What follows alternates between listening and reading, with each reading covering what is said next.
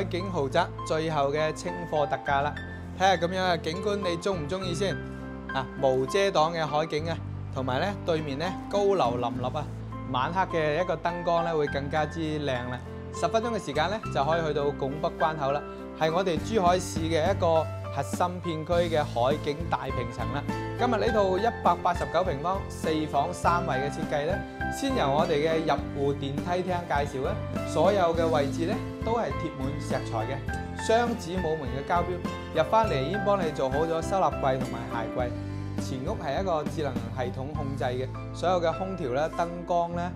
都可以通過我哋嘅手機去調控嘅。呢度咧就可以做一個嘅鞋櫃同埋我哋一啲雜物嘅收集地方啦。過翻嚟咧就係我哋嘅套房啦，咁俾我哋嘅父母啦，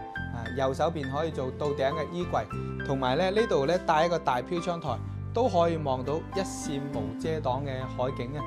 屬於成個片區當中最後嘅一塊海景地塊啦。帶獨立嘅洗手間，我哋所見到嘅所有地方都係大理石貼材嘅，所以佢嘅用料用工成本都係比較高嘅。過翻嚟咧就係6.8米開間嘅大客廳啦，全屋中央空調交標，以及幫你做好咗無主燈嘅天花啦。嚟睇睇飯廳咧，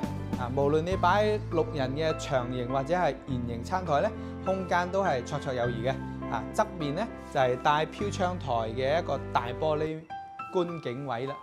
7到8層咧就可以睇翻我哋小區現樓，相當舒服嘅園區啦。過翻嚟廚房嘅空間，呢個位置係大理石貼材嘅一個中島台，贈送咗俾你烤箱、洗碗機同埋我哋嘅抽油煙機啦。灶台咧都係配備齊全嘅。呢個位置咧就可以放雙門嘅大雪櫃，出邊有個生活陽台，朝北我哋就唔參觀啦，入去睇下入邊嘅休息區域啦。呢度做咗個書房嘅設計，咁我哋咧呢一面嘅牆身咧交樓嘅時期咧係實體牆嚟嘅，你亦都可以推着佢擴展更加大嘅客廳空間，或者咧就變成一個客房都係冇問題，有12.3個平方，同樣帶飄窗台，望到一線嘅海景。交付俾你嘅時期係一個標準嘅客房，對面係公共嘅洗手間，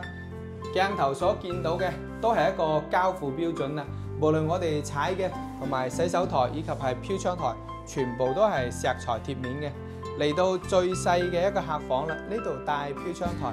大玻璃面，遺憾少少就係呢一個房睇唔到海景嘅，其餘咧全屋都係海景單位啦。過翻嚟嘅主人房。呢度嘅飄窗台咧做成7扇門嘅大衣櫃，咁過嚟呢一個空間咧就可以望到無遮擋嘅一線海景啦。如果天氣好，藍天白雲咧會更加舒服。最後咧過嚟參觀下我哋呢一個主人套房嘅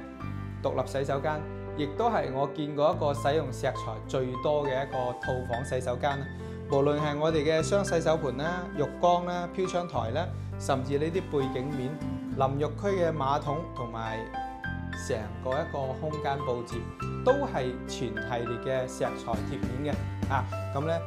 唔單止室內設計同埋交標咧會更加靚，呢個小區嘅園藝同埋整體嘅交付標準係我哋珠海咧頭部嘅一個豪宅單位啦。目前嘅價格